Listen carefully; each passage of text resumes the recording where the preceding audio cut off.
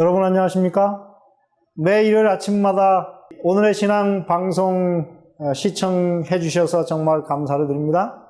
그리고 지난 12주 동안 시청해 주시고 정말 즐겨 주셔서 감사를 드립니다.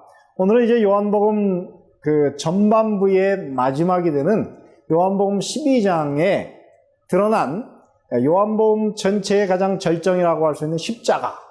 예수님께서는 십자가를 과연 어떻게 그러면 그 의미를 설명하셨는가? 이런 주제를 가지고 요한복음 12장 23절부터 있는 말씀, 제가 이제 여러분들에게 읽어드리고 그 말씀을 설명해 드리도록 그렇게 하겠습니다. 예수께서 대답하여 가라사대 인자의 영광을 얻을 때가 왔도다. 내가 진실로 진실로 너희에게 이르노니 한 알의 밀이 땅에 떨어져 죽지 아니하면 한 알 그대로 있고 죽으면 많은 열매를 맺느니라.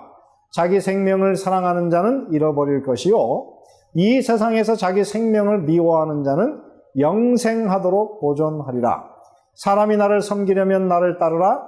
나 있는 곳에 나를 섬기는 자도 거기 있으리니 사람이 나를 섬기면 내 아버지께서 저를 귀히 여기시리라. 지금 내 마음이 민망하니 무슨 말을 하리요? 아버지여 나를 구원하여 이때를 면하게 하여 주옵소서. 그러나 내가 이를 위하여 이때에 왔나이다. 아버지여 아버지의 이름을 영광스럽게 하옵소서 하시니 이에 하늘에서 소리가 나서 가로되 내가 이미 영광스럽게 하였고 또다시 영광스럽게 하리라 하신대. 곁에 서서 들은 무리는 우레가 울었다고도 하며 또 어떤 이들은 천사가 저에게 말하였다고도 하니 예수께서 대답하여 가라사대 이 소리가 난 것은 나를 위한 것이 아니요 너희를 위한 것이라. 이제 이 세상에 심판이 이르렀으니 이 세상 임금이 쫓겨나리라. 내가 땅에서 들리면 모든 사람을 내게로 이끌겠노라 하시니 이렇게 말씀하심은 자기가 어떠한 죽음으로 죽을 것을 보이심이라. 자, 이 요한복음 12장에 있는 이 말씀은 요한복음 전반부를 요약하고 요한복음 후반부를 소개하는 그런 장입니다. 이 요한복음 12장은 그런 면에서 예수님께서 곧 있으실 그의 죽음과 고난과 부활에 관한 그 이야기를 요약하면서 소개해주는 그런 장이고 앞에 있는 모든 예수께서 이제까지 교훈하신 내용, 십자가에 관한 그의 모든 교훈을 요약하는 그런 장이 되겠습니다. 제가 전에도 말씀드렸지만은 요한복음의 핵심은 십자가입니다. 제가 그래서 이렇게 한번 말씀드렸죠. 요한복음은 십자가가 높이 들린 책이며 십자가 신학이 관통하고 있는 책이다. 그러므로 이 요한복음에서 우리가 가장 집중해야 될 주제는 바로 십자가입니다.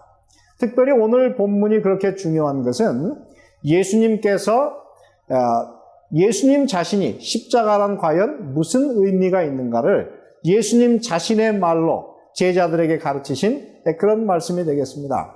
저는 목사로서 이 십자가를 정말 잘 가르쳐 드리기를 원합니다.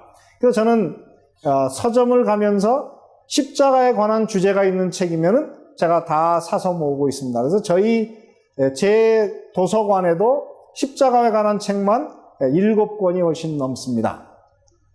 자, 그러면 이 십자가란 과연 어떤 내용을 담고 있는가? 요한복음 12장에 십자가를 5가지 의미로 설명을 했습니다.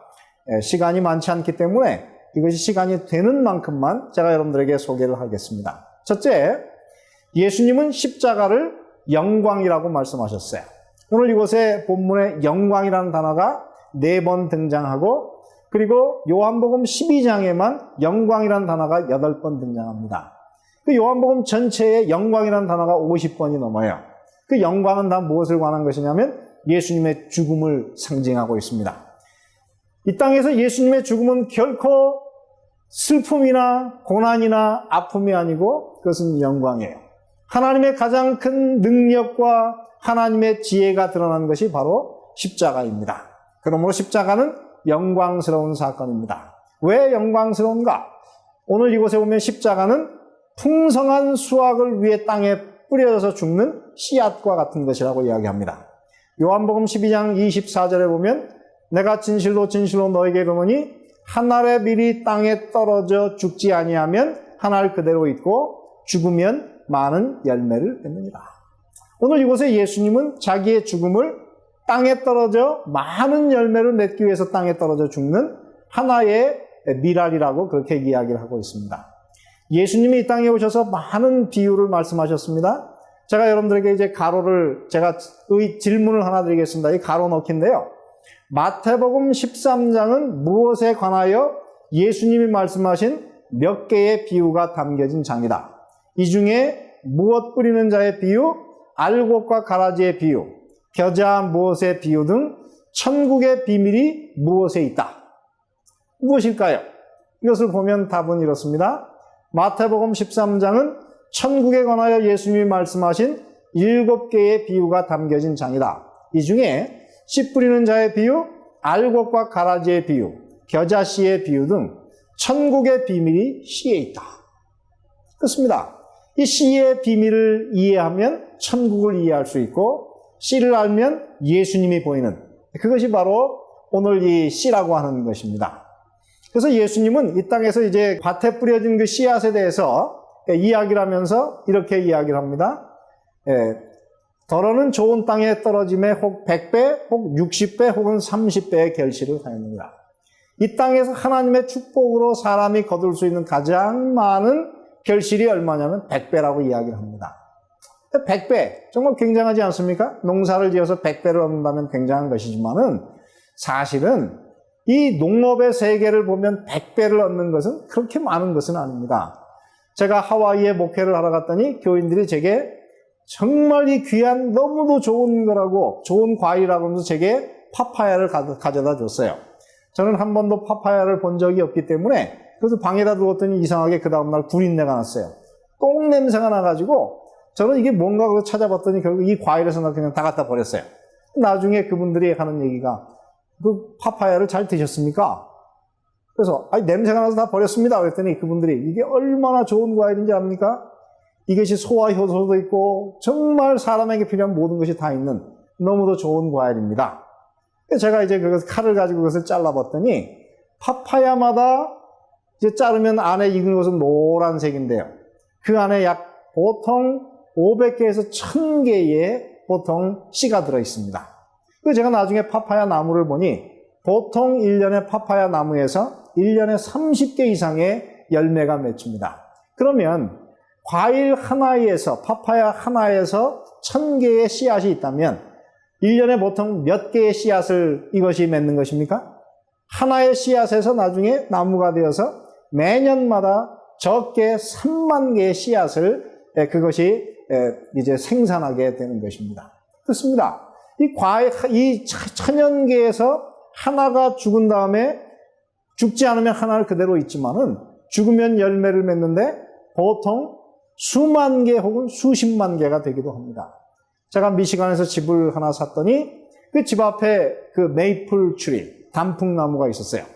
5월마다 그곳에서 이제 씨가 떨어지는데 얼마나 많은 씨가 떨어지는지 제가 큰 푸대로 보통 5개는 갖다 버려야 될 만큼 그렇게 많은 씨가 매년 맺히게 됩니다. 그렇습니다. 하나님께서는 예수님 한 분이 돌아가셔서 셀 수 없는 수많은 무리들을 구원하기를 원하시는 참으로 열매를 맺기 위한 씨라고 십자가를 설명하고 있습니다. 그래서 계시록 7장 9절 14절에 보면은 이 땅에서 각 나라와 족속과 백성과 방언에서 아무도 셀 수 없는 큰 무리가 흰옷을 입고 종려가지를 들고 하나님의 보좌 앞에 설 것이라고 이야기를 합니다. 각 나라, 족속, 백성, 방언에서 많은 셀 수 없는 사람들이 예수님의 십자가의 씨 때문에 구원을 받고 하늘나라에 들어가게 될 것입니다. 혹시 여러분 그 A.G. 헐스트라고 하는 사람이 쓴 그 책을 읽어보셨는지 모르겠어요. 정말 감동적인 이야기가 있습니다. 이 이야기의 내용은 뭐냐면은 그 아버지 어머니가 스웨덴 사람이었는데 결혼을 해가지고 그들이 지금 콩고라고 하는 그곳에 이제 선교사로 가게 되었어요. 선교사로 가서 이제 흑인 마을에 전도를 하려고 했더니 이 사람들이 전도를 하게 되면 자기들이 섬기는 그 신에게 저주를 받을까 두려워가지고 이 선교사 부부들을 들어오지 못하게 했습니다. 그래서 이들과 함께 다른 또 스칸디나비아에서 온 다른 에릭슨이라고 하는 부부와 함께 이제 그들이 그곳에 그 마을이 내다보이는 그 산 중턱에 머물러서 그 마을에 들어가기를 기다리면서 움막을 짓고 살았어요. 아무도 사람을 만날 수가 없었는데 유일하게 한 사람을 만날 수 있었는데 그것은 일주일에 2번씩 이 집에 와서 계란과 닭을 파는 그런 소년이었어요. 아무에게도 전도를 할 수가 없었기 때문에 그 스베아 부인이 이제 그 아이에게 그 흑인 소년에게 성경을 가르쳤고 하나님을 가르쳤는데 나중에 그 아이가 예수님을 믿는 사람이 되었어요. 얼마 지나지 않아서 임신을 하게 되었고 아이를 낳았는데 바로 이 그림에 나오는 에이지라고 하는 이 여자아이를 낳고 그리고 17일 만에 이 부인은 죽게 되었어요.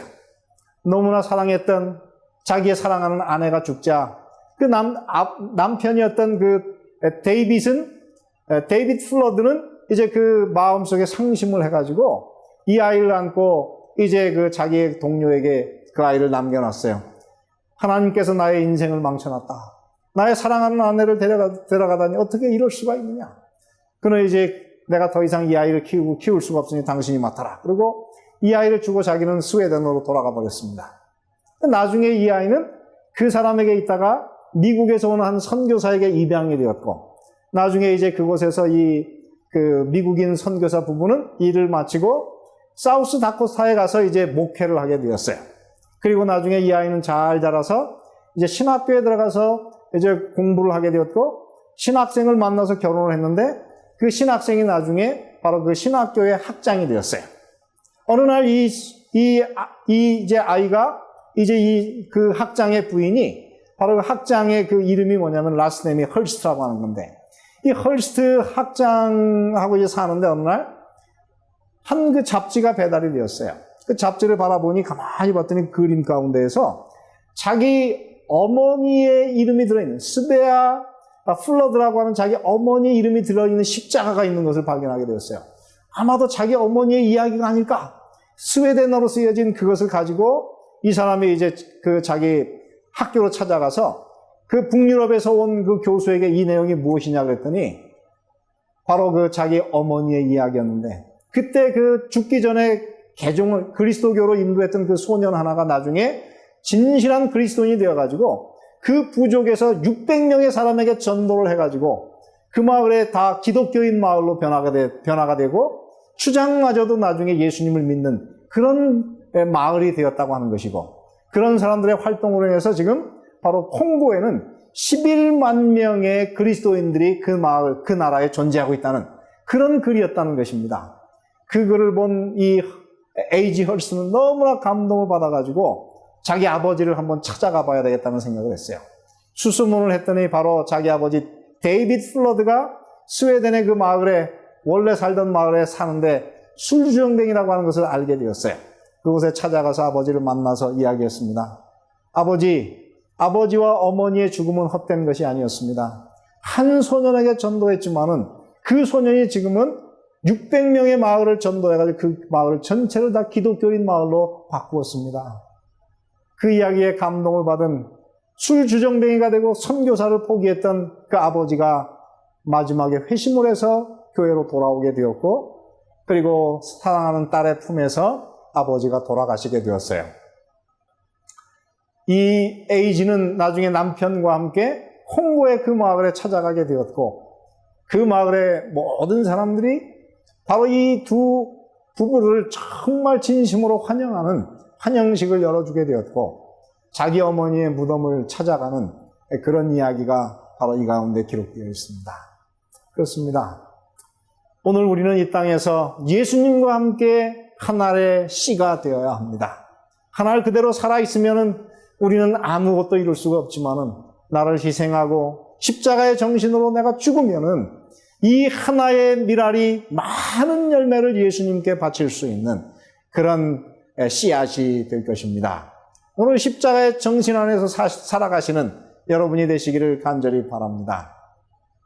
그리고 오늘 이곳에 보면 십자가는 D-Day라고 합니다. 이 D-Day라고 하는 말은 뭐냐면은 V-Day하고 이렇게 이제 해서 V-Day는 마지막 결전을 승리로 이끄는 날이라는 뜻이고 D-Day라고 하는 것은 결정적으로 중요한 날, 이 전쟁에 굉장한 변화를 주는 승기를 잡는 날을 D-Day, Decision Day라고 이야기를 합니다. 그런데 이 말이 어디서 나온 것이냐면 2차 대전 때 연합군이 노르망디 상륙 작전을 할 때 그것을 D-Day라고 불렀어요. 그날 이 D-Day를 통해서 16만 명의 연합군이 노르망디로 상륙한 다음에 5,000대 이상의 배와 13,000대 이상의 비행기가 그것으로 동원되었고 결국은 노르망디를 통해서 160만 명 이상의 연합군이 바로 이 유럽으로 상륙을 해가지고 2차 대전이 결정적으로 승기를 이제 이 연합군이 잡게 된 날이 바로 D-Day였어요. 그리고 그로부터 11개월 후에 바로 독일군이 항복을 하면서 전쟁이 종결된 V-Day가 왔어요. 오늘 이곳에 의하면 예수님께서 이렇게 말씀하십니다. 이제 이 세상에 심판이 이르렀으니 세상 임금이 쫓겨나니라. 예수님께서 십자가에 달려 돌아가시면 이 세상에 심판이 와서 이 세상 임금이 이 세상에서 쫓겨나고 그에게 결정적인 타격을 입히는 날이 될 것이라고 이야기합니다. 그래서 요한계시록 12장 9절에 보면 하늘에 승천하신, 십자가에 달려 돌아가셨다가 하늘로 승천하신 예수님이 하늘에 가서 전쟁을 벌여가지고 용과 그의 군대를 세상으로 내어 쫓아버리는 일이 기록됩니다. 큰 용이 내어 쫓기니 옛뱀 곧 마귀라고도 하고 사단이라고도 하는 온 천하를 꿰는 자라. 땅으로 내어 쫓기니 그의 사자들도 저와 함께 내어 쫓겼다고 이야기를 합니다. 그렇습니다. 예수님의 십자가의 사건은 온 우주에서 사단이 더 이상은 다른 별 세계에, 타락한 세계에 접근하지 못하고 이 지구상에 이제 영원히 갇히고 이제 사단의 그 마지막 운명이 다가오는, 그 운명이 결정되는 사건이 바로 십자가의 사건이라고 하는 것입니다. 그러므로 오늘 이 말씀은 굉장히 중요합니다. 십자가는 결코 실패가 아니고 하나님으로서는 승리의 날이고 바로 사단에게 결정적인 타격을 입히는 그런 D-Day라고 하는 것입니다. 이제 이 세상에 심판이 이르렀으니 이 세상 임금이 쫓겨날 것이다. 이 위대한 말씀을 여러분의 마음속에 참으로 받아들이시게 되기를 간절히 바랍니다. 세 번째 보면은 오늘 이곳에 십자가는 온 세상 사람들을 끌어들이는 매력의 중심이라고 하는 것입니다. 요한복음 12장 32절에 보면 내가 땅에서 들리면 모든 사람을 내게로 이끌겠노라. 오늘 이 말에 의하면은 세상 사람들을 다 하나님께로 모아들이는 그 위대한 능력이 어디에 있습니까? 매력이 어디에 있습니까? 오늘 이곳에 보면은 내가 땅에서 들리면 예수님께서 십자가에 달려 돌아가시는 그 장면이 온 세상 사람들을 기독교로 끌어들이는 매력의 중심이 될 거라고 하는 것입니다. 여러분, 요즘에 전 세계에서 한국인 중에 제일 유명한 사람이 누구일까요? 저는 제가 이 LA에 살기 때문에 사실 이 사람의 그 유명세를 제가 이제 아주 실감하고 삽니다. 바로 LA 다저스의 그 야구 선수인 한국 사람들은 괴물이라고 말하는 류현진 선수입니다. 이 류현진 선수가 얼마 전까지만 12승 2패, 더군다나 그 방어율이 1.45까지 떨어져가지고 이거는 미국 그 프로야구 역사상에도 그렇게 낮은 그 방어율을 가진 사람이 거의 없다 그래가지고 이 류현진 선수만 등판하는 야구에 나가는 날이면 우리 한국 사람들은 아주 열광하는 그런 사람들입니다. 이 류현진이라고 하는 한 사람이 우리 한인 사회에, 특별히 LA에 있는 한인 사회에 굉장한 영향을 미쳤습니다. 그러면 오늘 이 기독교가, 이 예수님을 믿는 종교가 세상에서 그렇게 온 세상 사람들을 끌어들일 수 있는 그런 힘이 과연 어디에 있겠습니까? 그것은 바로 오늘 이곳에 말씀하시기를 내가 땅에서 들리면 모든 사람을 내게로 이끌겠노라. 예수님의 십자가의 정신이야말로 온 세상을 예수님께로 끌어들이는 그런 위대한 매력의 중심이 될 것입니다. 예수의 정신을 가지고 사는 사람들, 자기를 희생하여 예수님처럼 십자가를 따라가는 사람들이 모일 때에 그 교회에는 능력이 있게 될 것이고 많은 영혼을 구원하게 될 것입니다. 제가 대학 때에 이제 신학생으로서 도전을 받은 글이 하나 있습니다. 사람을 가르치는 그대들이여 예수님을 높이 들라. 설교할 때나 찬미할 때나 기도할 때에 예수님을 높이 들라. 어찌할 바를 모르고 방황하며 길을 찾지 못한 영혼들에게 온 힘을 다하여 하나님의 어린 양을 제시하라. 부활하신 구세주를 높이 들고 모든 귀 있는 자들에게 우리를 위하여 자신을 버리사 향기로운 제물과 생축으로 하나님께 드리신 그리스도께로 나오라고 외치라. 모든 설교의 중심과 모든 찬미의 제목이 구원의 이치가 되게 하라. 기도할 때에도 항상 그것을 말하라. 또 설교할 때에 하나님의 지혜와 능력이신 그리스도 대신에 아무것도 더하지 말고 생명의 말씀을 전파하며 예수님이 회개하는 자의 희망이요 믿는 자의 요새이신 것을 소개하라. 번민하고 낙담한 자들에게 화평의 도를 가르치고 주의 완전하심과 주의 은혜를 밝히 보이라.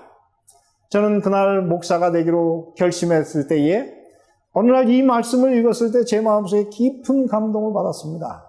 저는 그래서 언제나 제 설교 때 항상 예수님의 십자가와 십자가에 못 박히신 그리스도를 설교의 주제로 삼는 것이 저희의 삶의 평생의 목표가 되었습니다.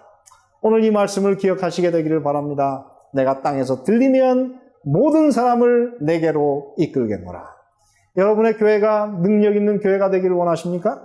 하나님의 예수 그리스도의 십자가를 높이 드시고 십자가의 정신이 모든 교회의 그리스도인들을 지배하는 그런 교회를 만들어 보시기를 바랍니다. 그러면 세상이 교회를 향하여 밀려들 것을 믿습니다. 오늘 이곳의 마지막 네 번째 보면은 십자가는 생명을 지키는 유일한 길입니다. 이제까지는 예수님께서 십자가의 의미를 설명하셨지만 이번에는 이제 예수님의 제자들을 향해서 십자가를 지고 예수님을 따라오라고 말씀하시는데요. 바로 십자가를 지는 길이 이 땅에서 우리의 생명을 지키는 유일한 길이라고 하는 것입니다. 요한복음 12장 25절로 26절에 보면 자기 생명을 사랑하는 자는 잃어버릴 것이요 이 세상에서 자기 생명을 미워하는 자는 영생하도록 보존하리라. 사람이 나를 섬기려면 나를 따르라. 나 있는 곳에 나를 섬기는 자도 거기 있으리니 사람이 나를 섬기면 내 아버지께서 저를 귀히 여기시리라. 그렇습니다. 십자가는 오늘 우리에게 나를 사랑하지 말고 예수님을 사랑함으로 십자가를 지고 예수님을 따르는 그 길이 우리의 생명을 지키는 유일한 길이라고 가르치고 있는 말씀입니다. 여러분 혹시 불멸의 이순신이라고 하는 드라마를 아시나요? 한국의 위인 중에서 전 세상 사람들에게 온 세상 사람들에게 가장 존경을 받는 인물이 바로 이 불멸의 이순신 장군입니다. 이 이순신 장군이 명랑해전에 나가기 전에 바로 이 원균의 그 모함을 받아서 이제 그가 죄인이 되었고 감옥에 갇히게 되었어요. 그리고 자기 직책에서 파지게 되었습니다. 원균이 이제 3군 수도 통제사가 되어서 이제 일본하고 전쟁을 해가지고 그 이순신 장군이 가지고 있던 배 대부분을 잃어버리고 그도 결국은 죽음을 당하게 되었고 마지막 남아있는 것이 12척의 전선밖에 없었습니다. 이 12척의 전선을 가지고 전사에 한 130척의 일본의 왜군의 그 배들을 물리치게 되었다고 합니다. 근데 어떻게 그런 일을 이루었는가? 이순신 장군이 마지막 명랑해전에 출전하면서 그 자기를 바라보는 그 부하들에게 이렇게 출사표를 던졌습니다.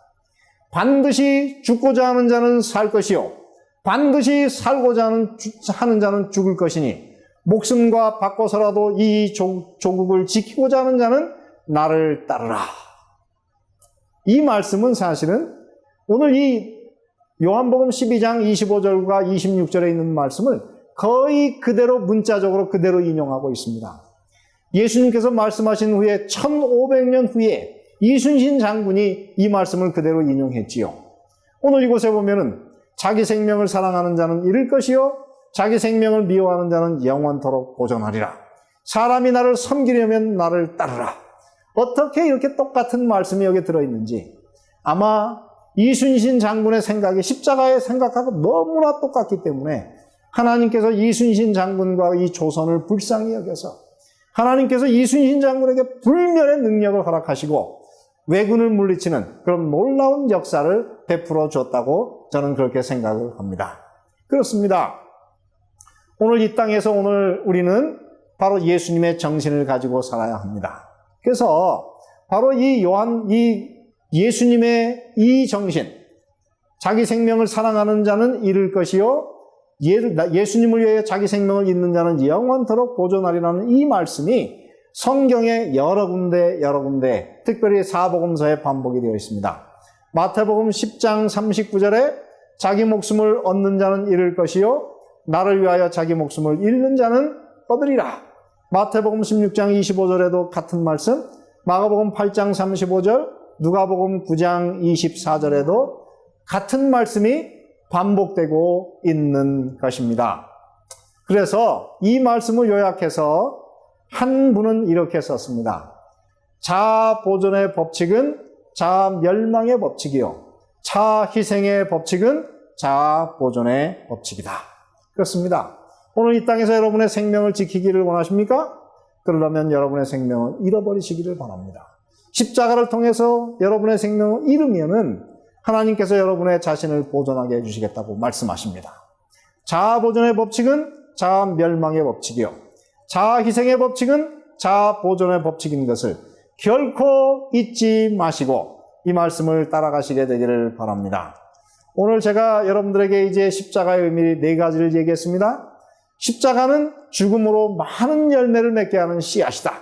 십자가는 디데이, 마귀를 우주에서 몰아내는 유일한 하나님의 도구이다.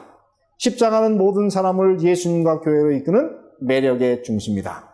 십자가는 이 땅에 살아가는 그리스도인들이 하늘에 들어갈 수 있는 유일한 길이라고 말씀하십니다. 이제 요한복음을 배우신 여러분, 우리 모두가 예수님을 따라서 십자가를 지시고 십자가의 정신을 따라가심으로 여러분의 생명을 보존하시고 많은 영혼을 구원하시는 하나님의 자녀들 되기를 바라고 이제 이 요한복음의 긴 여행을 여기서 마치도록 하겠습니다. 그동안 잘 들어주신 여러분께 감사를 드리며 다음에 다시 뵙도록 하겠습니다. 은혜로운 시간 되셨습니까? 더 깊은 말씀 연구를 위해서 저희 오늘의 신앙TV 방송은 메시아라는 책자를 무료로 준비했습니다. 우리의 소망 되시는 예수님의 전생애를 다룬 이 책은 이미 오래전에 미국 국회의사당 도서관에 예수님의 생애에 대해 가장 탁월하게 묘사한 책으로 선정하여 보관하고 있습니다. 이 책은 세계 거의 모든 나라에서 읽혀지고 있는 베스트셀러인데 이 책을 인기 작가인 제리 토마스가 현대적인 감각과 언어로 좀 더 간결하게 정리하여 메시아라는 책으로 새롭게 내놓았습니다. 이 책을 통하여 예수님의 교훈의 의미와 시대를 뛰어넘는 놀라운 영적 통찰력을 얻게 될 것입니다. 저희 방송에서는 이 책자를 무료로 보내드려오니 전화 562-405-2806번으로 전화 주시기 바랍니다.